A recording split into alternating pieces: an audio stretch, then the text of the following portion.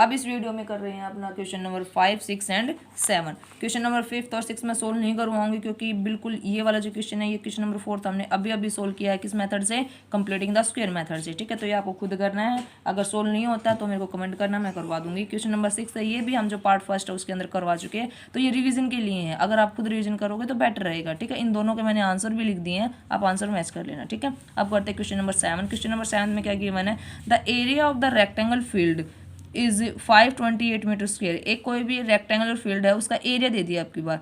अब लेंथ की कंडीशन क्या दी है, the length of the plot is 1 metre more than twice its breadth. अब देखो जो लेंथ है वो ब्रेथ के ऊपर डिपेंड है। कैसे है, उसने बोला अगर उसकी ब्रेथ का ट्वाइस कर दें, यानी कि डबल कर दें, और फिर उसके अंदर कितना ऐड कर दें, 1 ऐड कर दें, तो क्या निकल के आती है, उसकी लेंथ निकल के आती है। ठीक है, find the length and the breadth of the field. अब जो जो दे रखा है हम वो लिखते जाएंगे। देखो भाई, लेट करके चलेंगे। लेट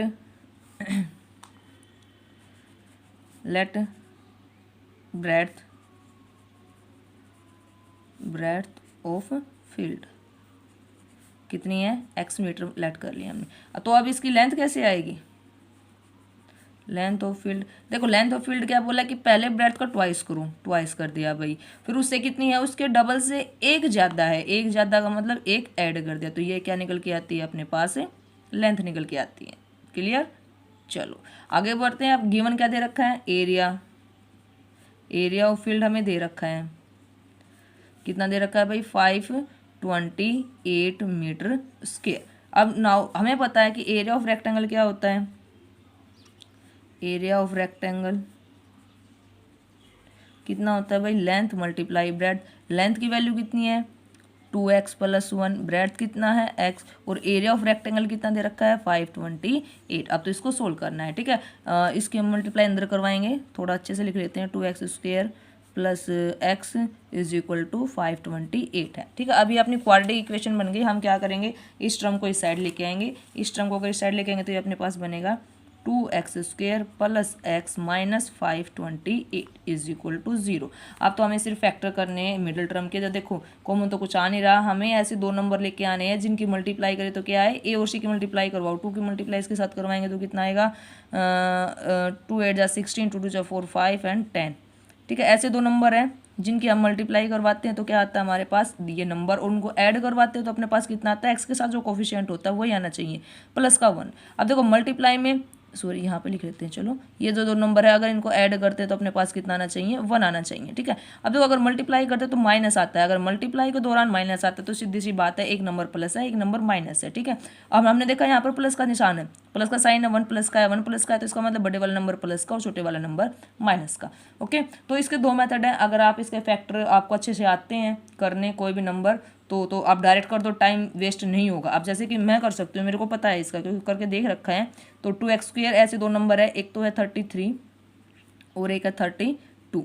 जब इन दोनों का सम करेंगे तो 1 आएगा, और उनकी मल्टीप्लाई करेंगे तो यही आएगा पक्का। ठीक है, -528 = 0। अगर ऐसे समझ में नहीं आता तो मैंने क्या बताया था, क्वाड्रेटिक फॉर्मूला का आप यूज़ कर सकते हो, कोई बाउंडेशन नहीं है। क्वाड्रेटिक फॉर्मूला क्या होता है कि x = -b + -b² - 4ac / 2a। अब a b c की वैल्यू आपको पता है। ठीक है, इक्वेशन से देख लो, a की वैल्यू ये है, b की वैल्यू 1 है और c की वैल्यू -528 है। यहाँ पे आपको पुट करना है 2। ठीक है, यहाँ से डायरेक्ट याद हो जाती है तो और भी अच्छी बात है। अब तो सिर्फ हमें पेयर बनाने हैं, ये पेयर बना लिया, ये पेयर बना लिया। इसमें से हम क्या कॉमन ले सकते हैं, इसमें से तो कुछ कॉमन ही नहीं आ रहा, कुछ कॉमन नहीं आ रहा, तो भाई as it is x common आ रहा है, सॉरी एक्स कॉमन आया, एक्स को हमने आउटसाइड रखा, अंदर क्या बचा, 2x + 33। ठीक है, अब अगले वाले में से देखो क्या कॉमन आ रहा है, अगले वाले में से 2 भी आ रहा है और 4 भी आ रहा है, 4 2 जा 8 और 8 से जाएगा, हाँ जी, और 16, हाईएस्ट कितना है 16। ठीक है, 16 कॉमन आ रहा है, 16 कॉमन लेंगे तो ये कितना बनेगा 2x, ये माइनस कॉमन लिया तो किसका बन जाएगा, प्लस का, ये आएगा 33 = 0। ध्यान रखना है ये वाला और ये वाला बिल्कुल सेम होना चाहिए। ओके, अगर हम यहाँ से 2 कॉमन लेते, अगर मान लो 2 कॉमन लेते तो कितना बचता है, यहाँ पर अंदर 16 बचता, जो इसके साथ मैच नहीं हो रहा है। फिर कॉमन लेते, फिर कॉमन लेते, तो डायरेक्ट 16 ही कॉमन आ रहा है इसके अंदर, हमने सीधा 16 कॉमन ले लिया। अब इन दोनों में से एक को लिख लो, 2x + 33, और इन दोनों को इकट्ठा करके लिख लो, x - 16 = 0। अब दो नंबरों की प्रोडक्ट क्या आ रही है, 0 आ रही है, तो सीधी सी बात है कि एक नंबर या तो ये नंबर 0 है, ठीक है, या फिर भाई ये नंबर अपना 0 है।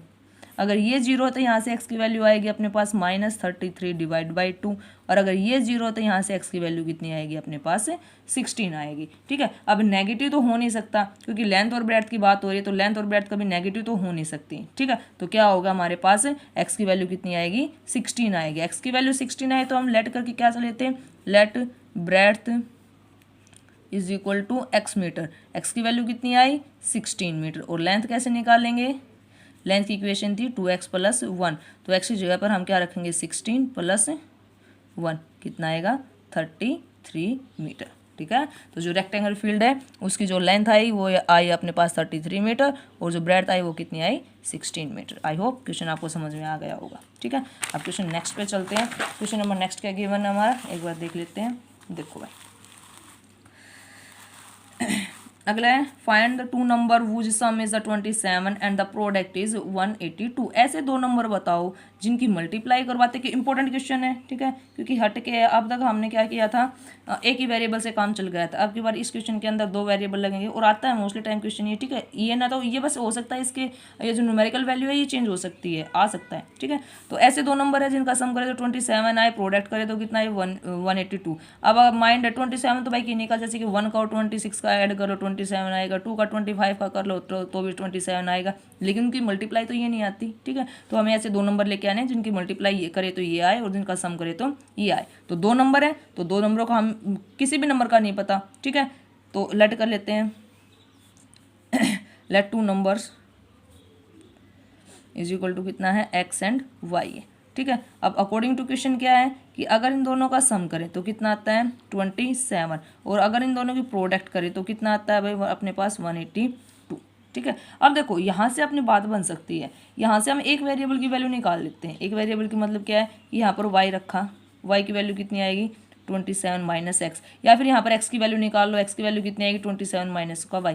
अब ये y की वैल्यू हम यहाँ पर पुट कर देते हैं। ये पुट क्यों करते हैं, क्योंकि अब ये हमारा वन वेरिएबल का क्वेश्चन बन जाएगा। ठीक है, टू वेरिएबल में हम इसको सोल्व नहीं कर सकते। अगर कभी भी दो वेरिएबल आते हैं तो अपने पास दो इक्वेशन होने चाहिए, लेकिन इक्वेशन तो अपने पास ये इक्वेशन नहीं होती, ये मल्टीप्लाई हो रखा है। ठीक है, इक्वेशन का मतलब या तो x + y हो, x - y हो। ठीक है, तब तो हम निकाल लेते हैं, लेकिन यहाँ पर आप क्या बनाएंगे, हम एक वेरिएबल बनाएंगे। एक वेरिएबल कैसे बनाएंगे, इस y की वैल्यू पुट कर देंगे यहाँ पर, तो क्या बनेगा x × 27 minus x is equal to 182। इसको आगे और सोल्व करेंगे, इसकी मल्टीप्लाई अंदर करवाएंगे, मल्टीप्लाई अंदर करवाई तो अपने पास आएगा 27x minus x square is equal to 182। सभी को उधर लेके जाओ। अब इसको उधर क्यों लेके जा रहे हैं, क्योंकि एक्स स्क्वेयर किसका है, माइनस का। तो माइनस का नहीं होना चाहिए, क्या करेंगे इसको प्लस का करेंगे। देखो माइनस का नहीं होना चाहिए, इसका मतलब ये नहीं है कि माइनस में सोल्व नहीं होता। ठीक है, हो भी सकता है, लेकिन थोड़ा कंफर्टेबल रहता है कि ये जो अपना एक्स स्क्वेयर का जो कोफिशिएंट है वो प्लस करें। क्या जाता है हमारे, इसको उठा के उधर ले चलेंगे, इसको इधर लाओ जाए, उसको उधर लेके जाओ, बात तो एक ही है। इसको उधर लेके जाएंगे तो माइनस का उधर जाके हो गया प्लस का, ये प्लस का हुआ माइनस का, ये पहले से यहाँ पर है इज इक्वल टू 0। अब ऐसे दो नंबर जिनकी मल्टीप्लाई करते हैं तो कितना आता है, ए और सी की मल्टीप्लाई करवाओ कितना आएगा 182, और ऐसे दो नंबर अगर उन्हीं दो नंबरों को ऐड करते हैं तो कितना आता है -21। अब मल्टीप्लाई में प्लस का साइन, तो इसका मतलब दोनों या तो प्लस प्लस के हैं या फिर दोनों माइनस माइनस के हैं। हमने देखा ऐड के अंदर माइनस का साइन है, तो सीधी सी बात है ये तो होगा नहीं, दोनों किसके होंगे माइनस माइनस के। तो जो ऐसे नंबर है तो इसके फैक्टर आएंगे हमारे पास x square -14x -13x and plus 182। अगर डाउट है तो आप करके देख लेना। इन दोनों नंबरों को जोड़ेंगे तो -27 आएगा, इनकी मल्टीप्लाई करेंगे तो कितना आएगा 182। अगर ऐसे समझ में ना आए तो फिर से बोल रहे हैं क्वाड्रेटिक फॉर्मूला का यूज़ कर लो। x इज इक्वल टू कितना आएगा -b plus minus b square -4ac divided by 2a। यहाँ से आपको डायरेक्ट x की वैल्यू मिल जाएंगे जो हम यहाँ से निकालेंगे। ठीक है, तो अब यहाँ से हमें ये पेयर बना लिया, ये पेयर बना लिया, इज इक्वल टू 0, इसमें से x को बनाएगा, ये बचेगा x माइनस का 14, इसमें से -13 को बनाएगा x minus 14 is equal to 0। x minus 14 एक पेयर बनेगा, इन दोनों को इकट्ठा करके लिख दो, x minus 13 is equal to 0। एक बार तो इसको 0 के इक्वल पुट करेंगे तो x की वैल्यू कितनी आएगी 14। एक बार इसको 0 के इक्वल पुट करेंगे तो x की वैल्यू कितनी आएगी अपने पास है 13। ठीक है, तो वो दो नंबर कौन से हुए 13 एंड 14। क्लियर, चलो अगर कोई डाउट है तो फिर से बोल रही हूँ, आप पूछ सकते हो भाई। ठीक है, अगला क्वेश्चन करते हैं। अगले क्वेश्चन में क्या दे रखा है, the difference of the square of the two number is the 400। दो नंबर हैं, अगर उन दोनों नंबरों का स्क्वायर करें और फिर उनको माइनस करें तो आंसर कितना आता है अपना 400 आता है। The square of the smaller number is 9 times the larger number. अगर छोटे नंबर का स्क्वायर करें तो वो लार्जर नंबर का कितना है 9 गुना होता है। ठीक है, 9 गुना होता है find the two number, find the two number. ठीक है, तो लेट कर लेते हैं। अब 2 नंबर की बात हुई है तो लेट कर लिया, लेट द स्मॉलर नंबर,